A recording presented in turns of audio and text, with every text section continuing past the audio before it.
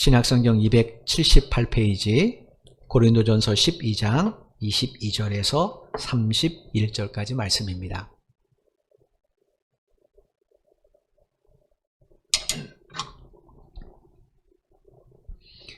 신약성경 278페이지 고린도전서 12장 22절로 31절까지의 말씀 찾으신 줄 알고 제가 봉독해 드리겠습니다. 22절입니다. 그뿐 아니라 더 약하게 보이는 몸의 지체가 도리어 요긴하고 우리가 몸에 덜 귀히 여기는 그것들을 더욱 귀한 것들로 입혀주며 우리의 아름답지 못한 지체는 더욱 아름다운 것을 얻느니라. 그런즉 우리의 아름다운 지체는 그럴 필요가 없느니라. 오직 하나님이 몸을 고르게 하여 부족한 지체에게 귀중함을 더하사 몸 가운데서 분쟁이 없고 오직 여러 지체가 서로 같이 돌보게 하셨느니라.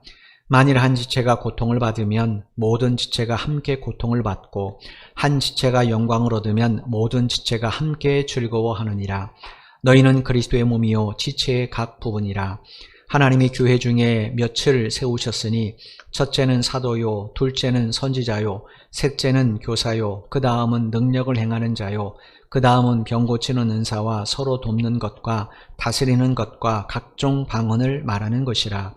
다 사도이겠느냐? 다 선지자이겠느냐? 다 교사이겠느냐? 다 능력을 행하는 자이겠느냐? 다 병 고치는 은사를 가진 자이겠느냐? 다 방언을 말하는 자이겠느냐? 다 통역하는 자이겠느냐? 너희는 더욱 큰 은사를 사모하라. 내가 또한 가장 좋은 길을 너희에게 보이리라. 아멘. 사람의 몸은 크게 지체와 장기로 나뉩니다. 지체란 팔, 다리처럼 몸에 붙어있는 각 부분을 말해요. 얼굴에 있는 눈, 코, 입은 얼굴의 지체죠.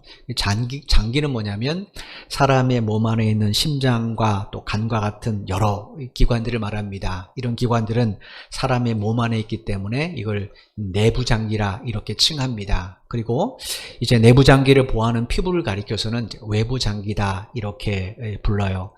2019년도에 고려대 의과대학 명예교수인 나은식 교수가 이런 인간의 장기들을 8개의 서열로 나뉘어서 설명한 책을 하나 발간했습니다. 이분이 비록 이제 의과대학 교수지만 굉장히 이걸 인문학적으로 풀었기 때문에 그 당시에 이 책이 굉장히 많은 사람에게 읽혀졌습니다. 제목이 뭐냐면 What am I입니다. 여러분이 생각하시기에 여러분의 몸에 있는 장기들을 이렇게 서열을 딱 정한다. 그러면 여러분들은 어떤 장기들을 1순위에 놓으시겠습니까? 아마 가장 소중하게 생각하는 것, 또 가장 돈을 많이 들여서 관리하는 것, 이런 장기들을 사람들은 제1순위로 생각할 겁니다. 일반적으로 그렇지 않겠습니까? 내가 소중하게 생각하고 내가 돈을 더 많이 투자한 것, 그게 가장 소중한 거겠죠. 그래서 보편적으로 사람들은 사람의 몸에 있는 장기 가운데 뭘 그렇게 가장 소중하게 생각하는가, 뭘 그렇게 많은 돈을 투자하는가, 그런 장기들은 외부 장기인 피부밖에는 없습니다. 3년째 우리가 지금 코로나 팬데믹이 이어집니다. 그래서 주요 화장품 브랜드의 길거리 매장들이 큰 타격을 받았습니다. 그런데도 이 작년 국내 화장품 시장 규모는 여전히 5조 원 육박합니다. 4조 9,273억 원이라고 해요. 5조 원에 거의 가까운 거죠. 그만큼 많은 사람들이 피부를 중요하게 생각하고 피부에 많은 돈을 투자하는 겁니다. 이건 뭐겠습니까? 제일 소중하게 생각하기 때문에 그랬죠. 근데 이 나은식 교수는 이 책에서 이렇게 사람들의 장기 서열을 쭉 이제 정하는데 이 피부를 몇 위에 뒀냐면 맨 꼴찌는 8위에 두었어요. 이분이 이제 이 책에서 정리한 장기 서열이 이렇습니다. 1위가 뇌하고 척수입니다. 그다음 2위가 심장하고 허파고, 3위가 간하고 콩팥이고, 4위가 생식기관, 5위가 소화기관, 6위가 각종 장기를 보호하는 뼈, 7위가 뼈들을 둘러싼 골격근, 그리고 맨 마지막 8위가 피부입니다. 장기 가운데 가장 덜 소중하다는 거죠. 이분이 왜 이렇게 장기서를 이런 식으로 정했는가? 우리가 보기에는 피부가 더 소중하고 심장도 소중하고 이럴 것 같은데 이분이 이렇게 정한 이유가 있습니다. 그게 뭐냐면 장기의 위치하고 주요 조직으로부터의 보호 수준에 따라서 이렇게 서열을 정했다는 겁니다. 여러분 사람들이 귀금속 같은 중요한 물건을 어디에 보관합니까? 가장 안전한 장소에 보관하죠. 그죠? 아무데나 툭 던져주지 않잖아요. 가장 안전한 장소에 보관합니다. 금고가 있다면 아마 금고에 보관하겠죠. 마찬가지입니다. 인간의 우리 몸의 구조 역시 가장 중요한 장기일수록 뼈들로부터 가장 철저하게 보호를 받는다고 합니다. 그래서 이분이 자기가 왜 뇌와 척수를 서열 1위의 장기로 뒀는가를 설명하는데 이렇게 이야기를 했어요. 들어보십시오. 뇌와 척수는 우리 몸에서 가장 단단한 뼈인 머리뼈와 등뼈 속에 들어있습니다. 뇌는 머리카락, 머리피부, 머리뼈, 뇌 척수액으로 이어지는 우리 몸 최고의 요새 속에 들어가 있는 셈입니다. 가장 중요한 장기인 뇌를 가장 안전한 머리뼈 속에 넣어 놓은 것은 중요한 물건을 안전한 금고에 보관하는 것과 비슷한 원리입니다. 사람의 등뼈가 복잡한 구조를 가지고 있는 것도 마찬가지입니다. 척수를 안전하게 보호하기 위해서입니다. 이분이 서열 1위 선정했던 심장과 허파도 마찬가지예요.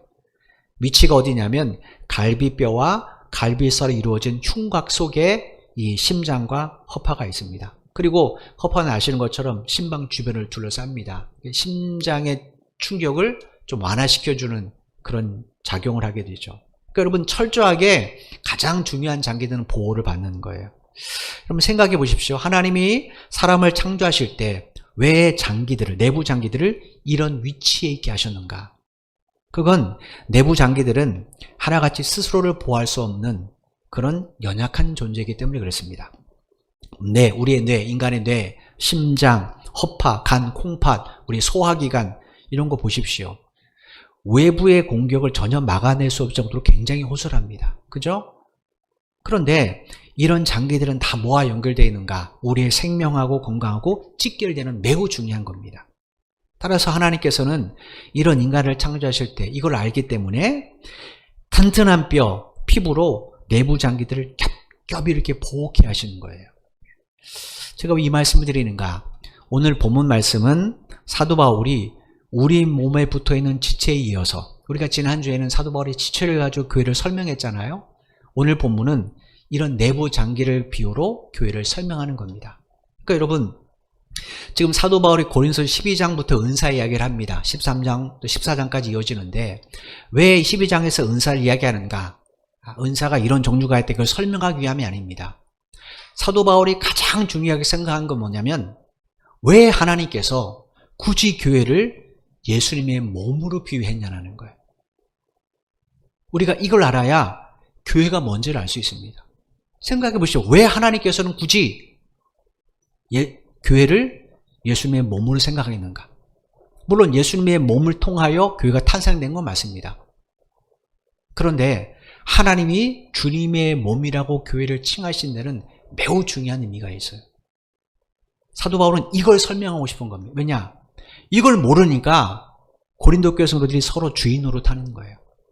공동체의 소중함, 교회가 뭔지를 모르니까 교회의 소중함과 교회의 건강함 여기에 대해서는 그들이 관심이 없는 겁니다. 그래서 바울이 지금 지난 시간에는 지체를 가지고 교회를 설명하고 오늘 본문 통해서는 우리 몸의 장기들을 통해서 교회를 설명해 주는 겁니다. 오늘 본문 22절을 보겠습니다. 그뿐 아니라 더 약하게 보이는 몸의 지체가 도리어 요긴하고, 여기서 더 약하게 보이는 몸의 지체란 조금 전에 말씀드렸던 우리 몸 안에 있는 장기들을 말해요. 내부 장기들을 말해요. 여러분 내부 장기들은 크기가 그렇게 크지 않습니다. 또 그렇게 단단하지도 않아요. 우리 생명과 직결되는 심장의 크기 어떤가? 성인의 경우에 길이가 12cm, 폭이 8cm 정도랍니다. 그러니까 성인이 두 주먹을 쥐면 그것보다 약간 작은 사이즈예요. 그렇다고 심장이 두꺼운 근육으로 되어 있지만 그러나 뼈가 없습니다. 그래서 외부 충격이 직접적으로 들어가면 심장은 파열될 수밖에 없어요. 우리 몸의 내부 장기 중에서 가장 큰 게 뭐냐면 간이라고 합니다. 심장의 4배 정도 된다고 그래요. 하나님이 왜 이렇게 간을 크게 만드셨는가? 그건 간세포가 약 300억 개의 간세포로 간이 이루어졌는데 이 간이 무려 500여 가지 달하는 일을 한답니다. 근데 그건 간을 위한 일이 아니에요. 여러 조직에 필요한 영양소들을 간이 이렇게 제공해주고 그 다음에 독소들을 제공해주는 일을 간이 합니다.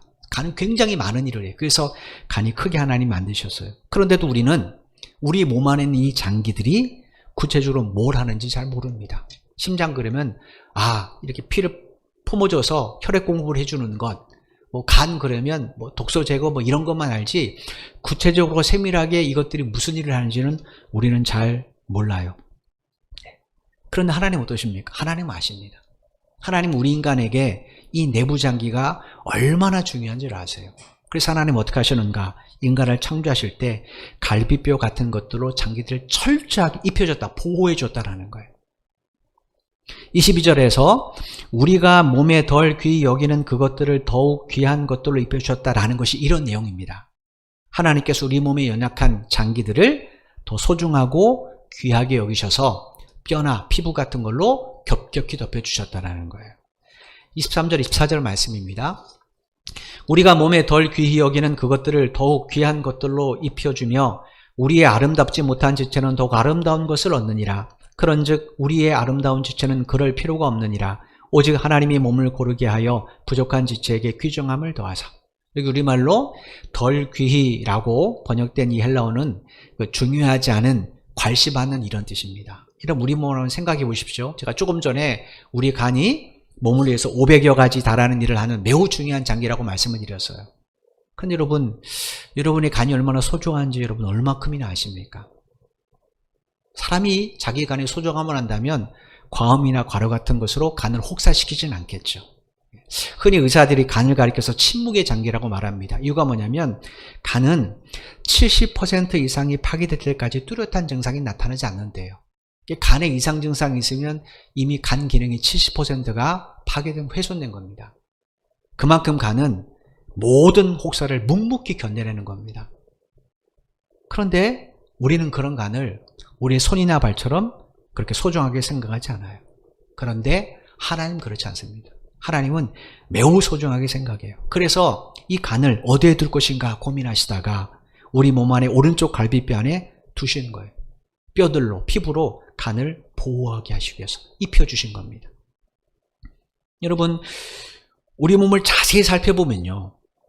하나님께서는 이런 간처럼 우리 몸을 우리가 생각하기에 우리가 우리 몸을 가꾸면서 별로 중요하지 않은 것 같다라고 생각하는 것을 오히려 더 소중하고 귀하게 입혀주셨다는 겁니다. 우리가 소중하게 생각하는 게 뭡니까? 사실은 보통 사시는들은 눈, 코, 입, 귀, 그 다음에 얼굴, 손 이렇게 드러난 부분, 지체들을 훨씬 더 소중하게 생각하죠. 그래서 매일 아침 우리가 씻고 가꾸고 하지 않습니까? 그런데 사실은 우리가 매일같이 가꾼 우리 몸에 드러난 외부 지체들은 손상돼도 생명의 치명상을 입지 않습니다. 근데 우리 안에 있는 장기는 어떻습니까?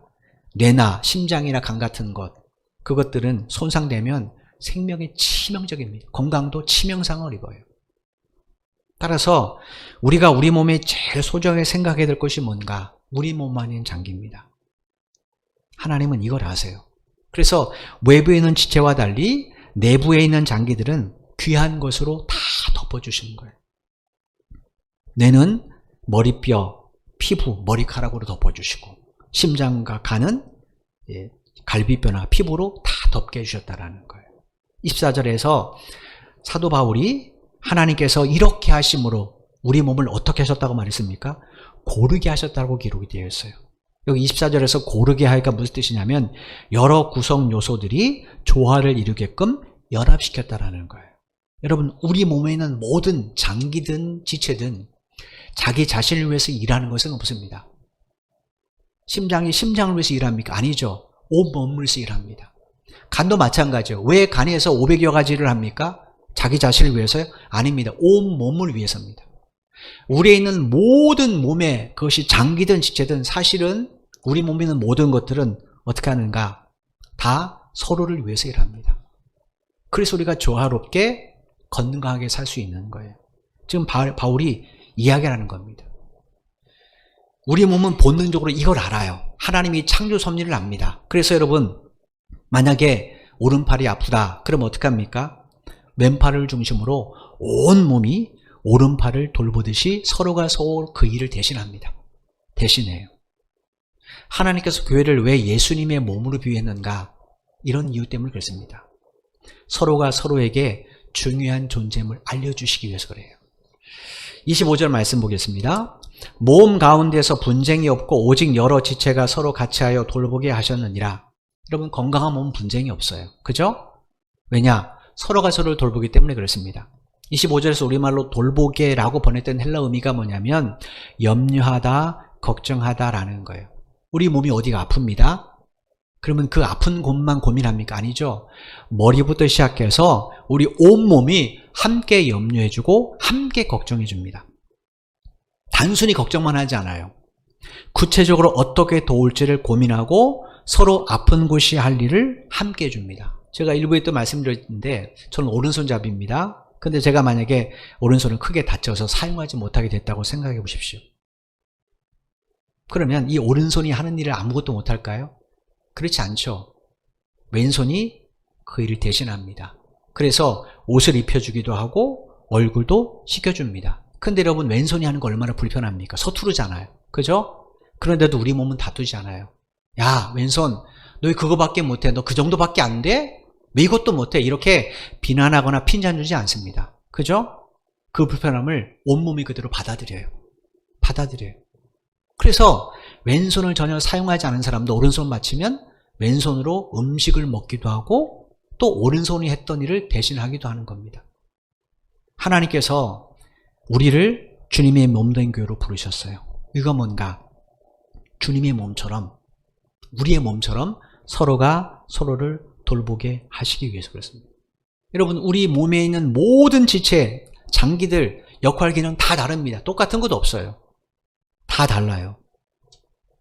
교회도 마찬가지입니다. 성도들이 다 다릅니다. 경제적으로 여유가 있는 성도가 있는가 하면 반대로 경제적으로 어려운 형편에 놓인 사람도 있을 수 있어요.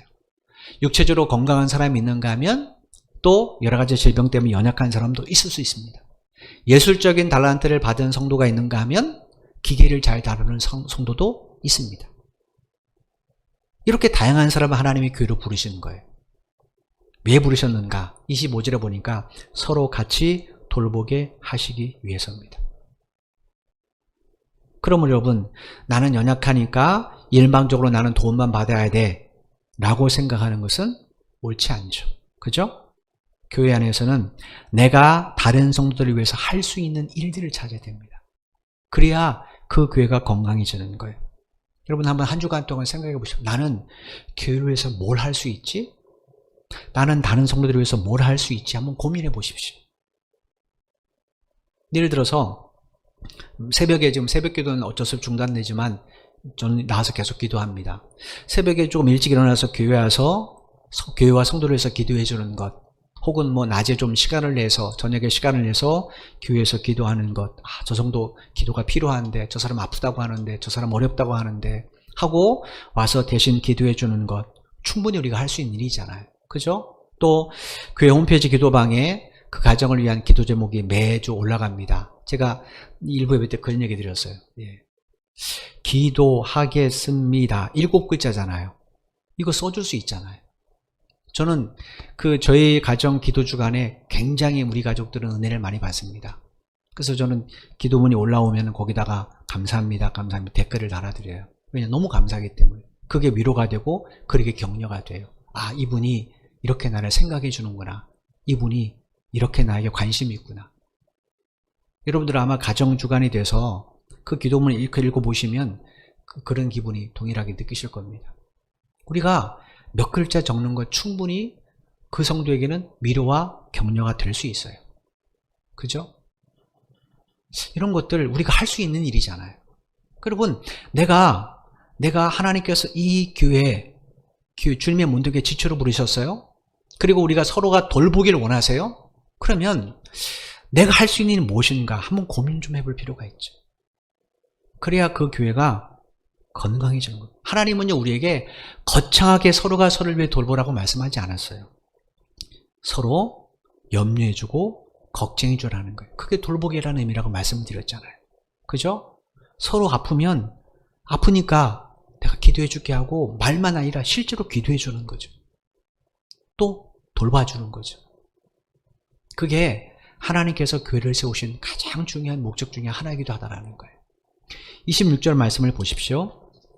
만일 한 지체가 고통을 받으면 모든 지체가 함께 고통을 받고 한 지체가 영광을 얻으면 모든 지체가 함께 즐거워하느니라. 예를 들어서 가정주부가 가족을 위해서 맛있는 요리를 준비하다가 칼에 손이 뱄습니다. 그래서 피가 뚝뚝 떨어져요. 그러면 가족들이 보면서 에휴 칠치지 않게 조심하지 이렇게 핀잔 주고 마치 내일이 아닌 척합니까? 그렇지 않죠. 야단법석 나죠. 예. 자신이 손이 다친 것처럼 지혈에 필요한 약품 막 찾아다니고 심지어 상처가 심각하면 차에 태워서 병원에 데리고 가잖아요. 또 병원 가는 동안 어떻습니까? 괜찮아, 뭐 조금만 참아 이렇게 위로해주고 격려해주잖아요. 이유가 뭡니까? 그 고통을 함께 분담하고 싶어서요. 그 고통에 함께 참여하고 싶어서입니다. 즐거운들도 마찬가지잖아요. 내 자녀가 아주 중요한 시험에 합격을 했어요. 그러면 온 가족이 다 같이 함께 즐거워하지 질투하는 사람 없잖아요. 그죠? 예를 들어서 경제로 여유지 못한 집안에서 아이가 대학에 입학을 했습니다. 그럼 부모 입장에서는 등록금 걱정되죠. 그래도 어떡합니까? 부모는 티 안 나고 축하해주고 함께 즐거워합니다. 야, 수고했어, 수고했어. 그럼 이게 가족 아닙니까? 로마서 8장 16절에 보면 예수님을 구세주로 영접하고 성령을 받은 모든 사람은 하나님의 자녀다라고 기록이 되어 있습니다. 그러니까 교회 예수를 믿고 교회에 와서 함께 신앙생활하는 우리 모두는 누굽니까? 하나님의 자녀들, 가족이에요, 가족. 우리는 한 하나님의 가족이라는 거예요. 영적인 가족입니다. 그렇다면 세상 가족들처럼 우리도 아파하는 지체들과 함께 아파하고 즐거워하는 지체들과 함께 즐거워야 되지 않겠습니까? 그죠? 누가 잘 됐다고 질투하거나 시기하거나 누가 못됐다고 무시하거나 비판하거나 이래서는 안 되잖아요. 27절 말씀을 보십시오. 너희는 그리스도의 몸이요 지체의 각 부분이라. 여러분 생각해 보십시오. 바다에 어선 한 적이 탁 떠 있습니다. 그 배에는 선원들이 있습니다. 그죠? 기관사도 있을 수 있고 선장도 있고 그 다음에 뭐 조차수도 있고 여러 사람이 있습니다. 자, 그런데 그 바다에 떠 있는 배를 한번 보십시오. 그 배에 타고 있는 모든 선원들은 사실은 운명 공동체입니다. 이거 뭐겠어요? 배가 뒤집어지거나 문제가 생기면 함께 죽잖아요. 그 바다에 떠 있는 배는 운명 공동체입니다. 선원들은 이걸 알아요. 그래서 각자 맡은 일에 사명을 가지고 최선을 다합니다. 조타수는 조타수로서의 사명감이 있고 기관사는 기관사로서의 사명감이 있기 때문에 그 사명을 가지고 충실하게 일을 합니다. 그러다가 누군가 사고가 났어요. 예를 들어서 기관사가 지금 어떻게 하다가 병에 걸렸든지 아니면 무슨 사고가 나서 그걸 못 만지게 됐어요. 그럼 사람들이 그냥 구경만 합니까? 그렇지 않죠. 가서 물어보잖아요. 어떻게 하면 될까? 내가 뭘 하면 될까? 왜냐? 그 배가 그대로 있으면 안 되잖아요. 그러면 같이 죽는 거잖아요. 그러니까 이 선원들은 이게 운명 공동체를 알기 때문에 누군가 문제가 있어서 그 일을 못하면 자기는 해본 일이 아니지만 그래도 가서 함께 걱정해주고 함께 도와줘. 걱정하지 마. 내가 한번 해볼게. 그렇게 해서 그 배를 움직이지 않습니까? 우리 몸이 그런 운명 공동체입니다. 그죠? 우리 몸의 지체는 모든 장기들은 이걸 본능적으로 압니다. 그래서 서로가 서로를 돌보는 거예요. 여러분, 제가 다리가 다쳤다. 그럼 어떡합니까? 온 몸이 그 다리를 걱정해 주죠.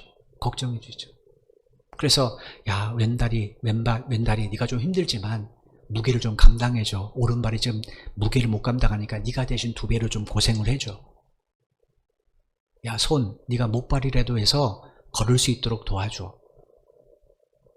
우리 온몸이요, 다 그 아픈 곳을 돌보게 되었어요. 왜냐? 운명 공동체라는 사실을 알기 때문에 그렇습니다. 하나님이 왜 교회를 굳이 주님의 몸으로 말했는가? 우리는 주님과 함께한 운명 공동체, 주님과 함께 십자가에 죽었고 부활하신 주님과 함께 우리는 영원한 하나님의 자녀가 되었습니다. 주님과 함께 운명 공동체라는 거예요. 그럼 어떻게 됩니까? 주님이 우리를 돌보듯이 우리도 함께 서로 섬기고 돌보기를 원하신다는 거예요. 그런데 안타깝게도 고린도 교회 성도들은 이걸 무시해버렸어요. 고린도서 1장에서 살펴본 것처럼 그들은 어떻게 했습니까? 바울파, 게바파, 아볼로파, 그리스도파 나눠서 서로 시기하고 질투하고 다투고 분쟁했어요. 자기 마음에 맞는 사람, 그 사람만 하나님의 자녀, 그리스도인으로 인정하고 그리스도의 몸으로 인정했다라는 거예요. 그럼 여러분, 파벌로 나뉘어져서 분쟁하는 교회가 과연 그리스도의 몸이 될 수 있는가? 결론부터 말씀드리면 그리스도의 몸이 될 수 없습니다. 왜냐? 예수님의 몸은 절대로 4개나 3개나 2개로 나눌 수 없기 때문에 그렇습니다. 여러분, 여러분의 몸이 2개, 3개로 나뉘어지면 어떻게 됩니까? 죽지요. 그죠? 제 몸을 2개로 쭉 나눴다. 지체를 끊는 게 아니라 몸을 2개로 나눴다. 저는 살 수 없죠. 죽지요. 예수님은 한 분이십니다. 그분의 몸도 하나입니다. 근데 그분의 몸을 다 찢었다. 3개, 4개로 찢었다. 그게 어떻게 온전한 주님의 몸이라고 말할 수 있겠어요? 그렇지 않죠. 하나님은 당신의 몸을 위해서 우리를 지체로 부르시는 거예요. 왜냐? 교회가 건강해야 우리의 영적인 신앙생활도 건강해질 수 있기 때문에. 교회가 온전한 복음을 전해야, 성경 말씀을 바르게 전하고 온전한 그 말씀으로 인도해야 함께하는 성도들도 이단이나 이런 데 빠지지 않고 온전한 신앙생활을 할 수 있지 않겠습니까? 따라서 교회는 우리의 영적인 운명 공동체와 같은 겁니다. 28절 말씀 보겠습니다. 하나님이 교회 중에 몇을 세우셨으니 첫째는 사도요, 둘째는 선지자요, 셋째는 교사요, 그 다음은 능력을 행하는 자요, 그 다음은 병 고치는 은사와 서로 돕는 것과 다스리는 것과 각종 방언을 말하는 것이며. 여러분, 우리 몸을 위해서 눈과 코, 입, 귀, 팔다리 같은 지체를 하나님이 붙여주신 것처럼 주님의 몸된 교회를 위해서도 하나님은 다양한 성도들을 주님의 지체로 부르셨다는 거예요. 그리고 어떻게 하셨어요? 성령께서 그 일을 할 수 있도록 각자에게 맞는 은사를 허락해 주셨습니다. 주님께서 왜 이렇게 하셨는가? 우리가 23절로 25절에서 분명히 봤습니다. 연약한 지체들을 도와주고 서로 돌보게 하기 위해서.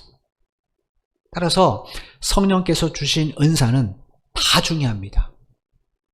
다 중요해요. 왜냐? 이걸 가지고 연약한 성도를 돌보게 하시기 위해서요. 이건 우리에게 매우 중요해요. 은사를 받아서 그저 나의 유익과 나의 영적 성장을 도모하기 위해서만 사용한다면 그 사람은 잘못된 겁니다. 내가 예를 들어서 방언의 은사를 받았다, 기도의 은사를 받았다. 그럼 어떻게 됩니까? 교회와 또 하나님의 도움이 필요한 성도를 위해서 그 사람은 기도하는 자로 나아가야죠. 그걸 안 하면 그거는 직무유와 같은 겁니다. 왜냐? 은사를 주신 목적을 그가 망각하기 때문에 그렇습니다. 그래서 나는 남을 구제하는 걸 참 좋아한다. 그럼 어떻게 됩니까? 그 사람은 하나님의 도움이 필요한 사람을 자기 것과 함께 나누면 되는 거예요. 예수님께서는 우리에게 왜 성령을 보내주셨고 그 성령님을 통하여 우리에게 은사를 주셨는가? 그건 연약한 성도를 서로 돌아보게 하시기 위함이라는 거예요. 그런데 안타깝게도 고린도 성도들은 은사의 우월성만 따졌습니다. 이게 문제예요. 은사는 우월한 게 없습니다. 다 똑같아요. 왜냐하면 한 성령께서 그 사람을 보시고 그 사람에게 맞는 은사를 주신 거니까 다 똑같아요. 근데 고린도 성도들은 은사의 우열을 가려서 내가 더 영적으로 또 신앙적으로 더 나은 존재라는 것을 부각시키기를 원했다라는 거예요. 그들에게 바울이 29절 30절에 이렇게 이야기합니다. 29절 30절입니다. 다 사도이겠느냐? 다 선지자이겠느냐? 다 교사이겠느냐? 다 능력을 행하는 자이겠느냐? 다 병 고치는 은사를 가진 자이겠느냐? 다 방언을 말하는 자이겠느냐? 다 통역하는 자이겠느냐? 여러분, 교회 안에 모든 성도들이 다 사도 일만 하려고 한다. 다 예언하는 일에만 힘쓰려고 한다. 그럼 어떻게 될까요? 그 교회는 건강한 교회로서의 기능을 상실하게 됩니다. 왜냐? 하나님은 사도 일만 하라고 교회를 세우지 않았어요. 하나님은 예언의 일만 하라고 교회를 세우지 않으셨습니다. 하나님의 교회를 세우신 목적은 십자가에 달리신 예수 그리스도의 그 십자가의 사랑, 그 십자가의 은혜, 이거를 사람들에게 보여주고 증거하시기 위해서 교회를 세우셨다는 거예요. 야, 저 사람들은 도대체 뭘 믿길래 저렇게 사는가? 저 사람들은 왜 저런 결정과 저런 선택을 하는가? 예수님 때문이다. 즉 교회는 예수님을 보여주는 광고판과 같은 역할을 해야 된다는 거예요. 그래서 하나님이 교회를 세우셨다는 거예요. 이 일을 위해 하나님께서 필요한 은사를 다 주신 겁니다. 따라서 은사에는 우열이 없습니다. 근데도 고린도 성도들은 우월한 은사가 있고 열등한 은사가 있다라고 이야기한 겁니다. 여러분 28절에서 바울이 그 다음 그랬는데 우리말로 보면 이게 마치 은사의 우열이 있는 것처럼 보이죠. 제일 중요한 것이 첫 번째니까 사도 은사고 그 다음엔 선지자 은사고 셋째는 교사고 그 다음에 은사들로서는 능력 행하는 거고 뭐 이렇게 볼 수 있지만 여기서 말하는 그 다음은요 그리고라는 의미입니다. 그리고 똑같다라는 거죠. 근데도 왜 고린도 성도들은 왜 은사의 우위를 따졌는가? 원인은 다른 데 있지 않습니다. 그들 안에 사랑이었기 때문에 그래요. 그래서 바울이 13장에서 사랑장을 기록한 거예요. 31절 말씀 보겠습니다. 너희는 더 큰 은사를 사모하라. 내가 또한 가장 좋은 길을 너희에게 보이리라. 여기 우리의 개념으로 보면 더욱 큰 은사를 했으니까 이 은사는 더 큰 은사, 더 우월한 은사인 거다 생각하겠지만 원래 그 의미가 아닙니다. 바울이 말하는 더 큰 은사란 모든 은사를 올바르게 사용할 수 있는 은사를 말해요. 그게 바로 사랑이라는 거예요. 왜냐?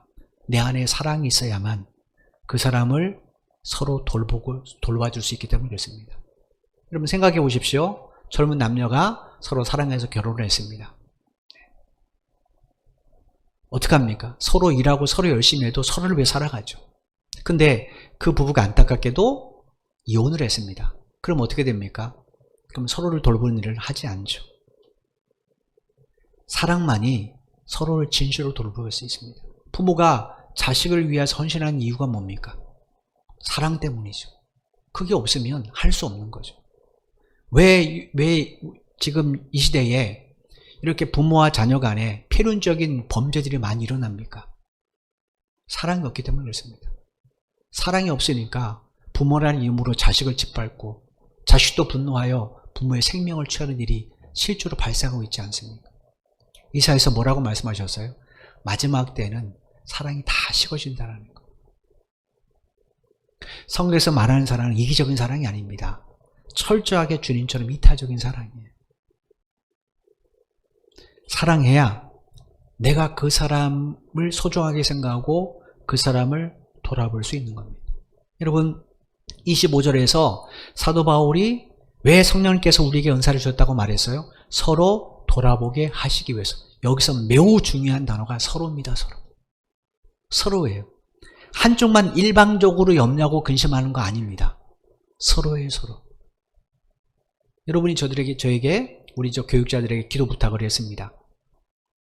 자, 기도 부탁을 하고 여러분이 기도 안 하면 어떻게 됩니까? 그건 잘못되는 거예요. 그죠? 저희는 기도 부탁 받았으니까 기도를 합니다. 여러분들 어떻게 기도 부탁하신 여러분들도 기도해야 돼요. 그게 서로입니다. 서로.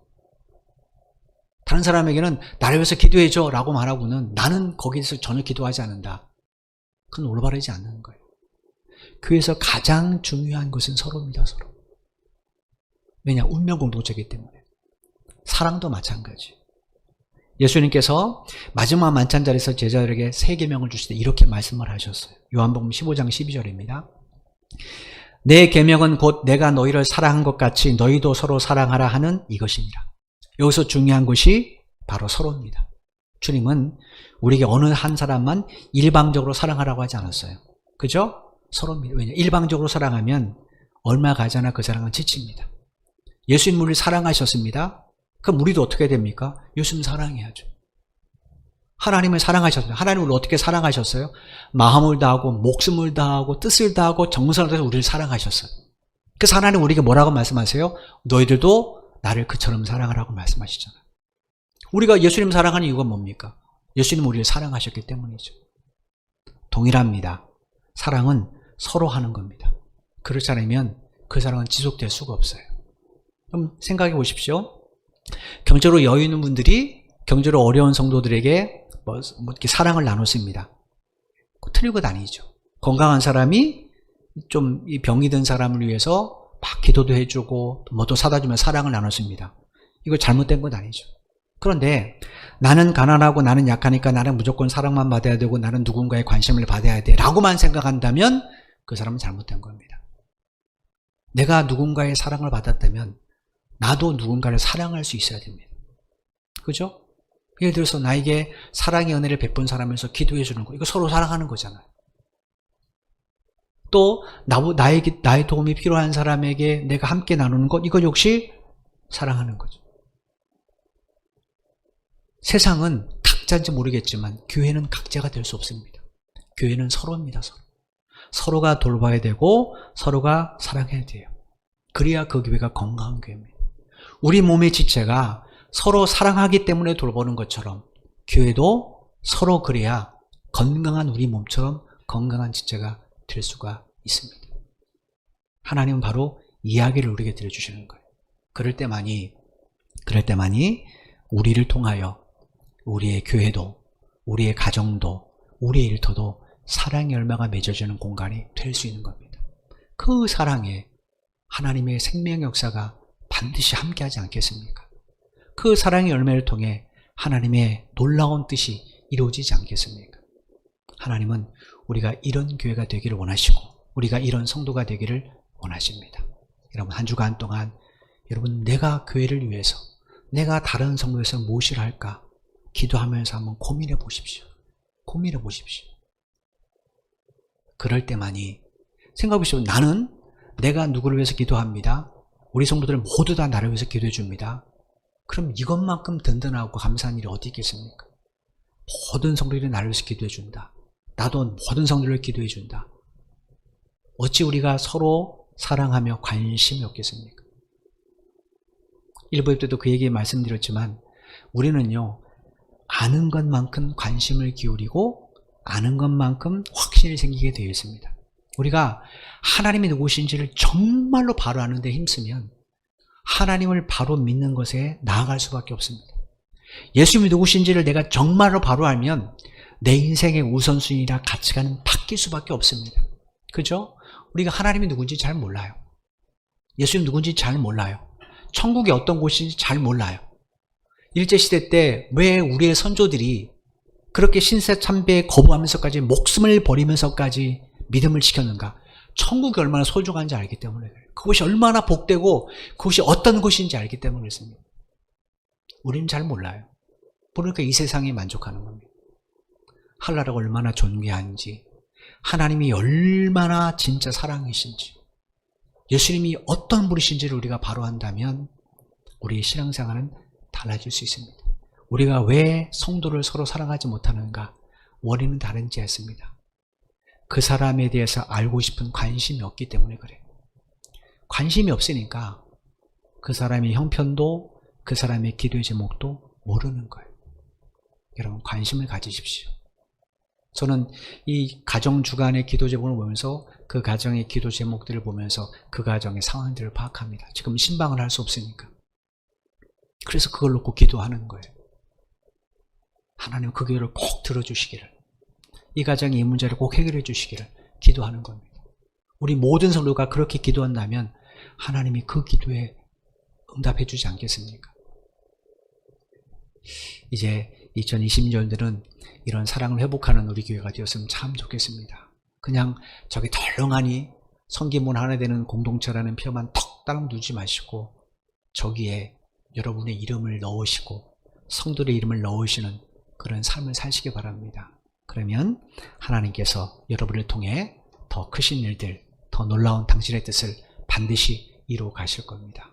이런 사랑의 도구로 쓰임받는 여러분 한 분 한 분 되시기를 주님의 이름으로 축원을 드립니다. 기도드리겠습니다. 하나님, 감사합니다.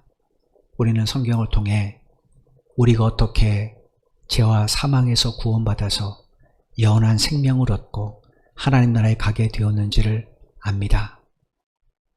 그것은 하나님께서 모든 것을 우리를 위해서 내어주셨기 때문에 그렇습니다.